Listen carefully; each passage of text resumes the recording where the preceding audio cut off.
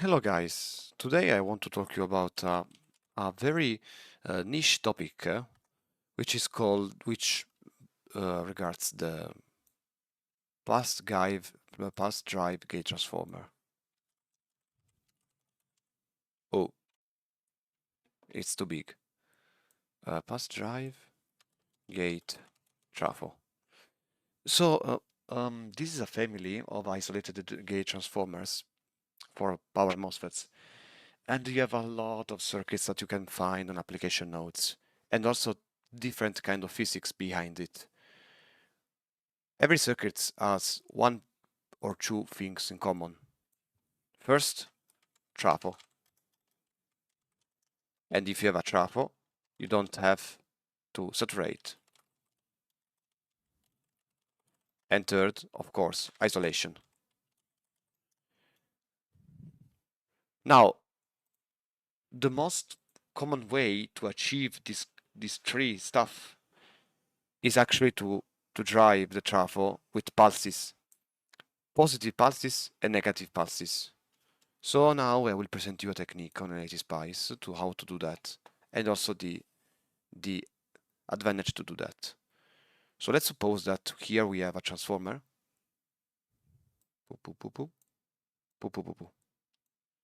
Now, what's the physics behind it?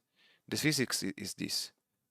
At the end of this at the end of this point, you have the power MOSFET. What you want to do is to give a pulse, and this pulse, this positive pulse, will be kept by the gate.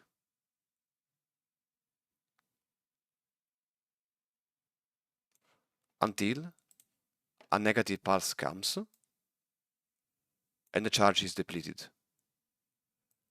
So in the end, the MOSFET will see 0 and 15. But on the primary side, you apply 0.50 for just, I don't know, 100 nanoseconds, and you apply 0 minus 50 for 100 nanoseconds. So this is the input that you give, and this is the output that you have at the gate. Interesting concept. This circuit is employed in many industrial applications because on the primary side, here, you can have even 1000 volts. You can have everything. You don't care. As long as you design a transformer which scales everything, you don't care. But the concept is pretty hard, so I need you to stay focused. First, you will need a diode for the turn on. Ideal diode. But then we will see that this is not enough, because the circuitry to keep the charge constant in this interval is quite complex. And second, we will need also a PNP for the turn off. The problem is that when you drive in this circuit in the high side, this point is not 0. So how can you provide a constant current in this base of this PNP? You have to add an NPN. And that's the first modification. So it's better that I open LTSPICE and show you how to do it, at least on a physical level, because it's not easy to explain here. So let's open LTSPICE and let's get the job done. First, we want to generate the pulses. Let's suppose that we want to have 0, 15, rise time of 10 nano, fall time 10 nano, and T on of 100 nano. This should be enough. A period of 1 micro. This is the positive pulse. And of course, this is the negative pulse. Naturally, the negative pulse will come with a delay of, I don't know, 500 nanoseconds. Otherwise, they will cancel each other. Now let's put a mini resistor of 1 milli, and let's put our trafo of the micro. This should be enough. And the other trafo to simulate a transformer.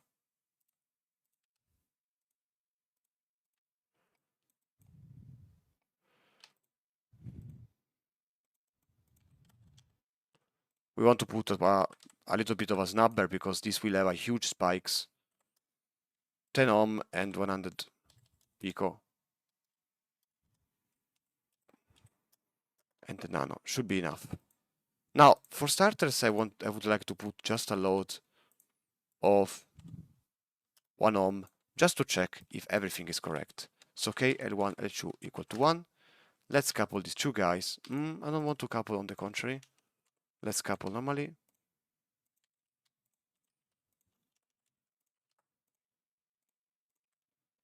Let's run the simulation. 1 milli and it's enough.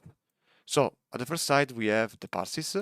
As you can see, positive pulses and negative pulses. And on the other side we should have the same. Okay, now it's good. So now we will take this part here and we will connect to the high side. I hope that this stuff is working. It is. So this number is working, more or less. Okay. It should not... maybe the rise time is too large, but it should be definitely not so aggressive. But anyway, we don't care that much. So now let's go on with the simulation. At the end of the circuit, we said that we want to put a PMOS, and this is NMOS. So let's put directly a buck converter here. Now we don't care much about the values, honestly, but since it is around 1 megahertz, I think that 50 micro is enough. And let's put a load of 10 ohm, and the voltage will be 24 volts. Okay, this is just a buck converter for a test. Now the main reason of all of this is to have these pulses transformed into a gate signal until this signal arrives. So, like we said, we need a diode, and that's the first escalation. Okay. Oh, I missed. Okay. So now, what is this? Okay.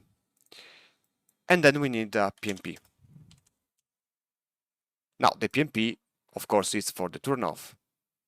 So, it's reasonable to put it like this. But be careful, because now you are on the high side. So, we have to make sure that the current on the base, it's what we designed. For this reason, just to be sure, let's put an NPN. This NPN must be absolutely sure that it is active only in the turn off. So the best way to connect it would be to the base, like this.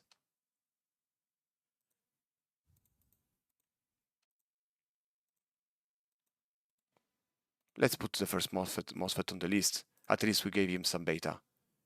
Now, of course, you want to keep this current safe. So let's put a resistor, 1 kilo, 100. Do not slow the turn off too much. I believe that for the turn off, we are safe for now. But the circuit is very far from over. And now you will see why. Sorry. I put the diode before. So now let's run the simulation and let's see what happened, step by step. Let me call this circuit, this point G, and let me call this point S, because we will need it. And also this point B. Okay. Let's run the simulation and let's see what happens. GS. Let's see. Okay, so as you can see, what's going on now? I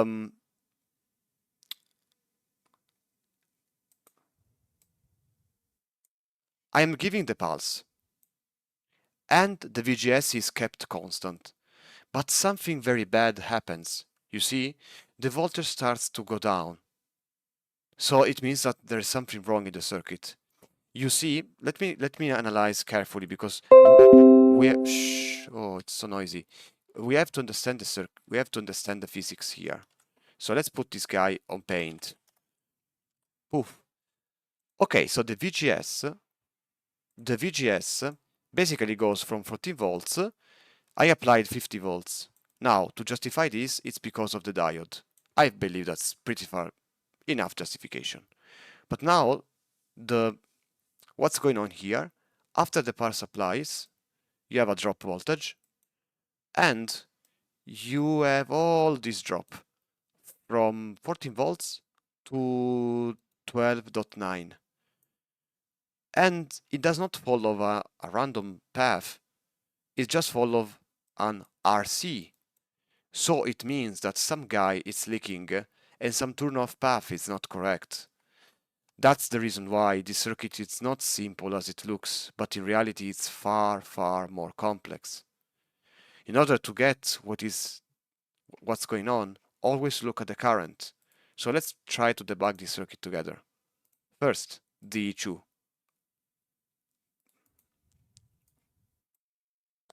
Technically, I see no problems in the D2 because I see the spike in the turn on, like it should. Let's switch on the PMP now. BG. That's the problem. BG, which is the VBE, is never zero. And since it's never zero, this guy is partially active, creating a leakage. So the reason why this guy is discharging is because the PMP is active. That's another problem of the I side. To avoid this, we should connect a resistor between the gate and the base. 1 kilo should be enough. Let's rerun the simulation. And let's analyze GES. Wow. Let's see. I think that the circuit has improved a lot already with this modification.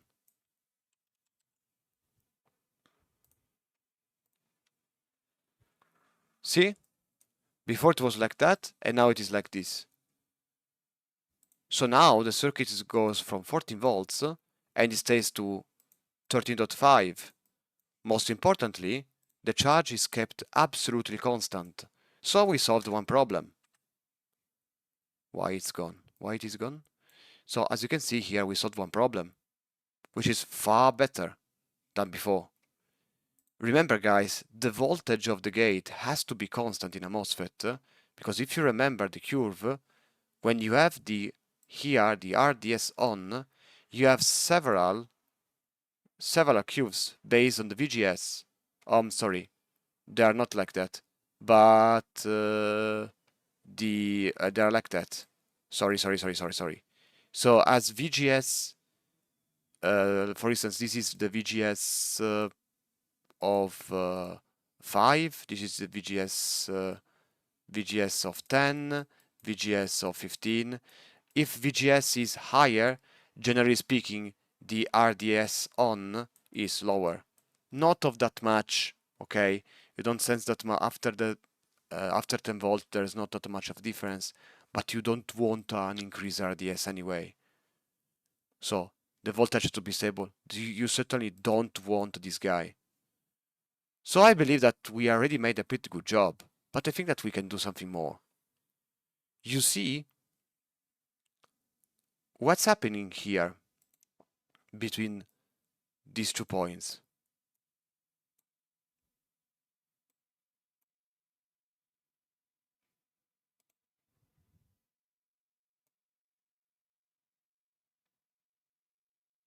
The voltage of the diode is minus 13. So it means that this diode is carrying too much. What we can do is to enhance the turn-on path and making something like this. We can do to put another diode, but this diode will be an active clamp diode. So we will keep this little guy, this new diode, clamped with a PMP. Now, if I put a PMP randomly, nothing will happen. What I want to do is to exploit the natural property of the PMP, which is having the base of the voltage, the VBE of the voltage, constant.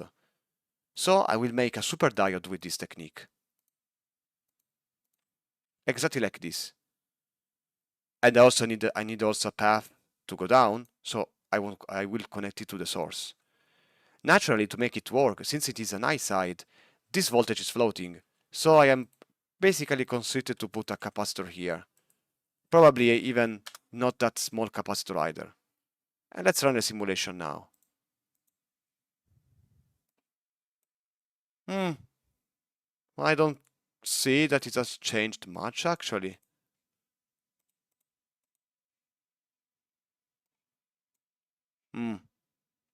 Why not?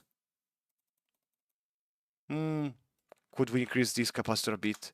This voltage has to be stable. We want to make a super diode anyway. Oh, it's looking better now. Oh, now it's looking very nice. Look at this. It's almost indistinguishable. So I think that now we have created, you see, here nothing has changed. In fact, it has even worsened. We have made a super diode. Now it's keeping a very, very high voltage, very, very high current. But now we have kept this voltage stable with 10 nano, and we have made a super diode. We have basically clamped the D3 perfectly. I expected a little better from an ideal diode, honestly. But my idea was to clamp it at 0.7. Okay, reality is far more delusional than we expect. But in the end, we were able to obtain, in 3 steps, we were able to obtain a magnificent curve, I would say. Look at this. Look at the evolution of the circuit. It's amazing. So we started from the pulse, but the pulse was going down. Then we understood that the culprit was the VBE of the PNP. Now that we have fixed this, we have just this drop voltage to be solved. And now the drop voltage is, I would say, 80% solved.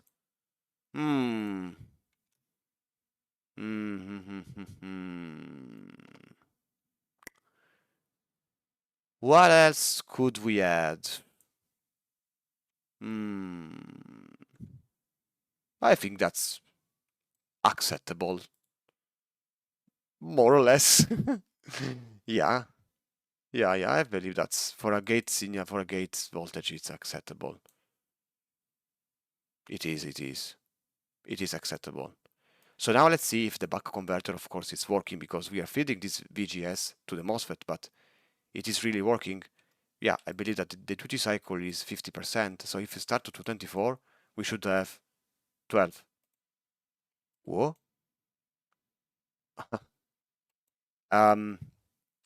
It looks like that because we are still in the transient. So let's put like 4 milli. At least I hope. Otherwise I have to cancel the video. Nah, it looks like that. It's good. 13.8. Why? I believe that it was 50%. No, it isn't. It isn't. This guy is 60%. So let's make like 80% of this. Of course, you can change the duty cycle easily just by, delaying the pulse. This guy will basically turn off by increasing or decreasing the delay. So if I put 200 nanoseconds like this, now the duty cycle is ridiculous. You see?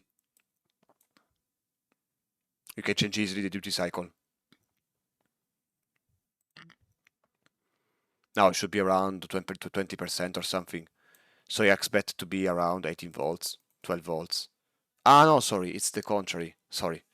It's exactly the contrary. So yeah, you can play yourself. You can change the duty cycle. Whatever. Let's put again to 500 and that's it. Amazing. Like in any power circuit, it's worth to calculate the efficiency. So let's see. Let's take this guy and we have 90 watt and the input is 90.928. So let's take the calculator. We have 90 divided by 90 0.28. Ah, I don't believe it. There's something wrong. 90.89. 19. Okay, so 19 over 19.89. 95% of efficiency. Okay, do good. Good. Okay. This also proves that the power circuit has a meaning. Okay, if you design a if you simulate a power circuit which has an efficiency of 50, 60, 70%, it's either a specific work condition, okay, or there is something wrong. But when there is some power flowing, okay, in the circuit, there should be at least 85, 90% of efficiency. That's what I would least expect. Well, guys, I believe that this circuit is good. I will leave just a final marking here, a final waveform here. Naturally, the true circuit is way more complicated than this. So that's the result. You see, you apply a pulse, and the voltage is kept. Then you apply negative pulse, and the voltage is gone. Perfect. It was a very fun video for me. And with that, see you in the next video. Bye, guys.